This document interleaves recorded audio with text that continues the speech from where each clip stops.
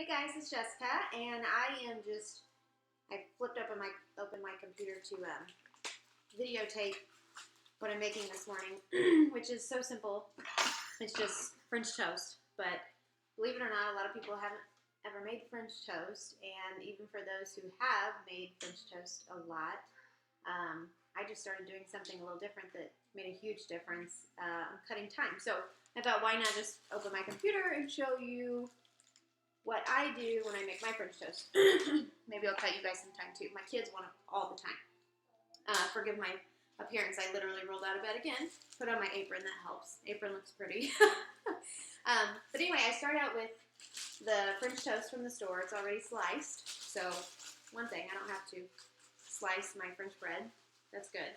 I used to, growing up, I used to just use sliced bread, and you can, but I found that this kind of French toast is really good. It's a lot better. So anyway, actually don't have to do anything with that yet. So since I usually just make it for my kids, I only do just a few slices at a time, but another time-saving tip is I make quite a bit at a time sometimes to put some in the fridge so they can eat it on it for a couple days. So anyway, like today, I just did 3 eggs because I have a 4-year-old and a almost 2-year-old. And 3 eggs typically do enough for 1 to 2 days. But anyway, crack 3 eggs, put them in a bowl. So I actually put a little bit of heavy cream in with it. It just makes it better. I mean, who doesn't love heavy cream? And then I also put vanilla in it. Okay, so as far as the amount, I don't know. Heavy cream, I put in a tablespoon or 2. Vanilla, I like vanilla, so I put in maybe a tablespoon. And then I actually also put in a little salt because it's so sweet. I love that salty sweet kind of like contrast. I use kosher salt in almost everything. It's just chunkier. And so the amount of that, I don't know, I did a couple pinches there maybe, so maybe a teaspoon of salt. Okay, so pay attention here. This thing is my flat whisk. I learned to use this from the Pioneer Woman. It's amazing. So anyway, I just whisk it all together. And what? Yeah, my kids are coloring and doing stickers, but they're coloring with markers. So I'm a little terrified. Okay, so here's my little time-saving trick. Used to, I would dip each piece. What? Yes, I see that. Okay, good job. Okay, all right, bring it over to me. Bring it here. So I used to put my piece of bread in the egg mixture and sit there and turn it and kind of hope it soaked a little while. I got so tired of doing that. So what I do now is I grab however many pieces of bread I think, and I hold it like this. I stuff it in a Ziploc bag. Now, if somebody's been doing this for years, I apologize. One day I was sitting here cooking, and I thought, heck with this. I'm going to put it all in a Ziploc bag. I'm going to coat all the bread at once, and I'm going to let it sit for a few minutes. Wow, okay, let me pour this in here. I'm making a French toast. So I pour it over the top. Mama. What? Let me hold you. Yeah. All right, let me pour this egg mixture on here. And I'll hold you, okay? All right. So then I just seal it, so you can kind of see it kind of coated. Oh, he is scared. My son's watching The Never-Ending Story. This is new. My husband introduced it to him, and he loves it. So what I do is, I have a helper. I just coat it, and I kind of move it around and make sure all the bread has some of the egg mixture on it. And really what I do is I let it sit for a few minutes while I get my griddle buttered and greased. I forgot a piece of bread. Okay, anyway. So I let it kind of sit there and get kind of moist. I'll just flip it maybe halfway through after a little bit. Okay, so the next thing I do is I heat my griddle. I do it to like 375, I think. Which is really hot. That doesn't sound right, but I think it is. Okay, so anyway, I just butter my griddle, get it all nice and ready. What?